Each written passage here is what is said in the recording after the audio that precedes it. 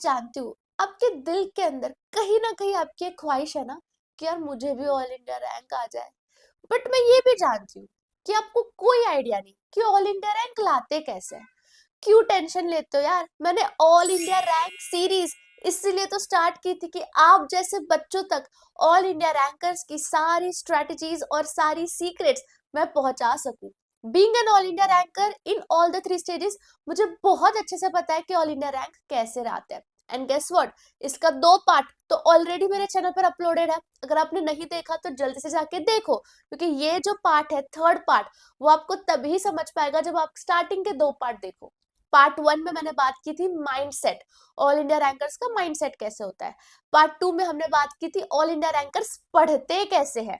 And part 3 में मैं बात करने वाली हूँ कि रिविजन कैसे करते हैं, क्योंकि गाइस आप मानो या ना मानो, रिविजन इज इंपॉर्टेंट। रिविजन के बिना कुछ नहीं हो सकता। सो बेसिकली हम मार्स स्ट्रेटेजी देख रहे हैं। M stand for mindset, A stand for action जो कि पढ़ाई था, आर स्टैंड फॉर रिविजन जो हम आज देखेंगे, S stand for self study जो हम आगे आने वाले वीडियोस में देखेंगे। So yes friends, welcome back to my channel. This is Neha Patel. आज के वीडियो में हम कंप्लीटली देखेंगे कि ऑल इंडिया रैंकर्स रिवाइज कैसे करते हैं। सो गाइस, इसमें से काफी सारी चीजें मैंने आपको बहुत बारी मेरे पिछले वीडियोस में बताई हुई है, but the purpose of creating this series इसकी मैं सारे ऑल इंडिया रैंकर्स की स्ट्रेटेजीज एक साथ कंपाइल कर सकूं, तो आपको अलग अलग जगह जाने की जरूरत ना पड़े। आप मेरे यूट्यूब चैनल पर आइए, ऑल इंडिया रैंकर्स का प्लेलिस्ट ओपन करिए एंड उसमें आपको सारी चीजें मिल जाएगी। सो शुरू करते हैं ये जानना कि रिविजन आपको कब करना है। तो गाइस देखो, मैं हमेशा ये बोलती हूँ कि with in 24 hours of studying a concept आपको रिवाइज करना है। फॉर इंस्टेंस, आप आज आपका क्लासेस था, आपने लेक्चर देखा, आज के आज ही आपको लेक्चर का रिवाइज करना है। इसके 2 फायदे। पहले, अगर जो चीज आपने आज पढ़ी वो इंस्टेंट रिवाइज करोगे तो इंस्टेंट रिवीजन होगा, ताजा है ना आपके दिमाग में, तो आपको ज्यादा लोड नहीं लेना पड़ेगा उसको रिवाइज करने में, आपको याद तुरंत आ जाएगा। अगर आपने कॉन्सेंट्रेशन के साथ देखा हो तो इंस्टेंट याद आ जाता है। सेकेंड, इसका क्या बेनिफिट है? Long term memory retention. जैसे जैसे आप 24 घंटे के अंदर रिवाइज करते हो ना, वो जो आप रिवाइज कर रहे हो वो लंबे समय तक आपको याद रहता है। इसके पीछे साइंटिफिक रीजन है। इसलिए मैं हमेशा बोलती हूँ कि 24 आवर्स के अंदर उसको रिवाइज करो। एक और चीज मैं आपको बताती हूँ आपको कैसे करना है।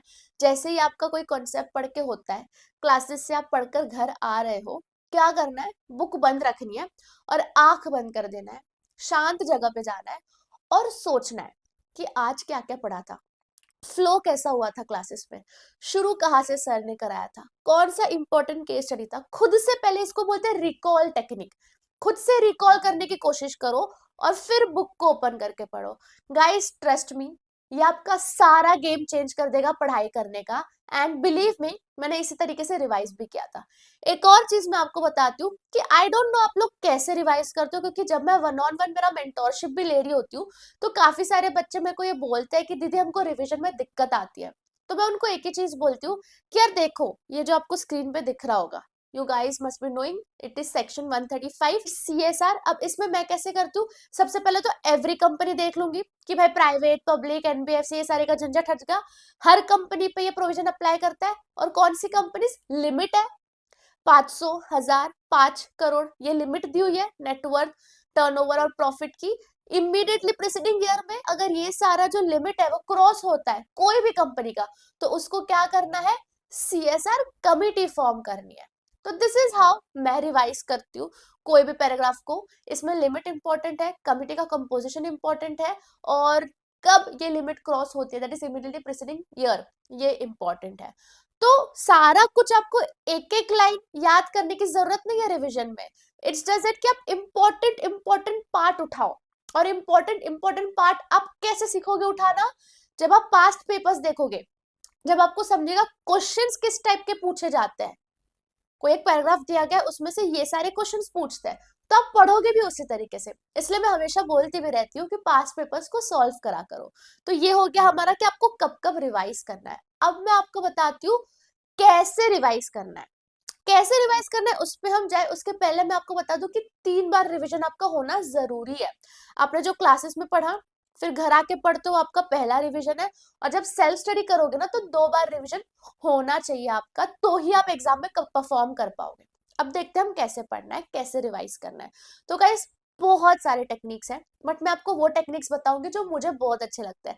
सबसे पहला रिकॉल टेक्निक तो मैंने आपको बता दिया। Second technique is index mapping. Guys ये मैंने मेरे काफी वीडियोस में आपको बताया हुआ है, क्योंकि ये है ही कमाल की टेक्निक। यार देखो ना, अब 20-25 पेज का चैप्टर है, उसको सिर्फ 1-2 पेज के इंडेक्स में मैंने पूरा कंपाइल कर दिया है। मतलब मैं कहीं पे भी ट्रैवल कर रही हूँ, मैं इसका फोटो ले लेती हूँ और जाके पूरा चैप्टर रिवाइज कर लेती हूँ। मेरा कल टेस्ट है और क्लासेस के 5 मिनट पहले, टेस्ट के 5 मिनट पहले मैं ये देख लेती हूँ।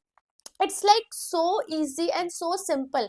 इसको बनाने में थोड़ा सा टाइम जाता है, आई नो, बट एक बार बन जाता है ना, फिर आपका पूरा चैप्टर का आप रिलैक्सेशन कर सकते हो। यार हमारी आईसीएसआई की मॉड्यूल इतनी इन डेप्थ है, इसका इंडेक्स इतना इन डेप्थ है, फायदा उठाओ गाइस। और अगर आप जानना चाहते हो कि इसको कैसे डिटेल में बनाना है, तो लिंक डिस्क्रिप्शन पे डाल रही हूँ, इंडेक्स मैपिंग पे मैंने वीडियो बनाई हुई है, आप जाके देख सकते हो। Second technique is mind mapping. Now guys मैंने माइंड मैपिंग के बारे में काफी बार आपको बताया हुआ है, बट ये भी मुझे बहुत पसंद है। एंड माइंड मैप के नोट्स जो है वो भी मैं आप लोगों के लिए प्रिपेयर कर रही हूँ। और काफी सारे लोग पूछ भी रहे थे कि कब होगा, रैंकर्स वेब में कब आएगा। तो फर्स्ट वीक ऑफ अगस्त तक आपके नोट्स जो कि थोड़े बहुत मैंने बनाए हैं वो अपलोड कर दूंगी, जो कि आप फ्री में एक्सेस भी कर सकते हो। बट तब तक के लिए मैं चाहती हूँ कि आप लोग भी माइंड मैप के नोट्स बनाओ गाइस, क्योंकि खुद के बनाए हुए नोट्स हमेशा बेस्ट होते हैं, स्पेशली माइंड मैप। तो ये भी बनाना बहुत आसान है। समझो 20-25 पेज का कोई चैप्टर है, उसको आप एक ही पेज में इस तरीके से पूरा कंपाइल कर सकते हो। इंपॉर्टेंट इंपॉर्टेंट पार्ट से उठाना है, सब कुछ नहीं क्लटर कर देना है, वरना कोई फायदा नहीं आपके माइंड मैप का। और माइंड मैप कैसे बनाते हैं इसका भी वीडियो मैंने डाला हुआ है इन डेप्थ, मैं डिस्क्रिप्शन पे लिंक डाल रही हूँ, आप जाके चेक कर सकते हो। थर्ड एक अमेजिंग टेक्निक बताती हूँ, फ्लैश कार्ड्स। तो गाइस फ्लैश कार्ड्स क्या होता है, आप बड़े बड़े जो कॉन्सेप्ट्स होते हैं ना, उसको छोटे छोटे पार्ट में डिवाइड कर लेते हो। लाइक कार्ड, पत्ते खेलते हो ना आप लोग, तो छोटे से पत्ते होते हैं, उसमें आप उसको लिख लेते हो, या उसमें आप नोट्स बना लेते हो, तो छोटे छोटे से आप उसको कहीं पे भी कैरी कर सकते हो, या आप उसका फोटो लेके कहीं पे भी जा सकते हो। तो इस तरीके से भी this are all innovative techniques जो रैंकर्स यूज करते हैं। मतलब एज अ रैंकर मैं आपको बता सकती हूँ, मेरे को बोरिंग तरीका पढ़ने का बिल्कुल नहीं पसंद, कि वही बुक खोलो पढ़ो, नहीं। मैं हमेशा कुछ ना कुछ इनोवेटिव ट्राई करती रहती थी, जिससे मेरे दिमाग में कॉन्सेप्ट्स फिट होए और इनोवेटिव तरीके से, जिससे मैं बोर ना हूं। अगर आप बोर हो जाओगे ना गाइस, तो आप नहीं पढ़ पाओगे। तो कुछ नया नया इन्वेंट करते रहो, और मैंने इसमें काफी सारी इस वीडियो में चीजें बताई कि आप क्या क्या नए तरीके से इन्वेंट कर सकते हो। तो इस वीडियो में हमने ये तो देख लिया कब रिवाइज करना है, कितनी बार रिवाइज करना है, और कैसे रिवाइज करना है। एंड गाइस ट्रस्ट मी, ऐसे ही ऑल इंडिया रैंकर्स रिवाइज करते हैं, और कोई टेक्निक नहीं है जिससे रिवीजन हो सकता है। You have to sit with yourself, एकदम शांति से, और खुद ही रिकॉल करते रहना है कि क्या है, कैसा है, क्या याद करना है। और क्या याद करना है ये आपको पास्ट पेपर सॉल्व करके समझेगा। पास्ट पेपर्स का क्या सीन है वो सारा मैंने पार्ट 2 में बताया हुआ था कि आपको कैसे पढ़ना है, तो वो भी आप रिकमेंड करूंगे कि आप लोग एक बार जाके चेकआउट कर लो। ऑल्सो गाइज अगर आपको पढ़ने में थोड़ी सी भी दिक्कत आ रही है, आप मेरा 1-on-1 मेंटोरशिप बिल्कुल अवेल कर सकते हो। बहुत रीजनेबल प्राइसेस में है, एंड उसमें आपको 1-on-1 बेसिस पे गाइडेंस भी मिल जाती है। ये मैंने सिर्फ और सिर्फ आप लोगों के लिए स्टार्ट किया है, क्योंकि आप लोगों को बहुत टेंशन होती है कि हम पढ़ाई कैसे करें। तो मेरे साथ 1-on-1 बेसिस पे आप अपना पर्सनल क्यूरेटेड स्टडी रूटीन बना सकते हो, उसकी भी लिंक मैं डिस्क्रिप्शन पे डाल रही हूँ। सो आई होप गाइस ये वीडियो आपको काम आया हो, थोड़ा सा तो आपको आइडिया लगा हो कि ऑल इंडिया रैंकर्स पढ़ते कैसे हैं। एंड डेफिनेटली हम इसके सीरीज के नेक्स्ट और लास्ट पार्ट में बहुत जल्द मिलेंगे। तब तक के लिए bye guys, best of luck. और हाँ, कुछ भी डाउट रह गया हो तो प्लीज कमेंट सेक्शन में डालो।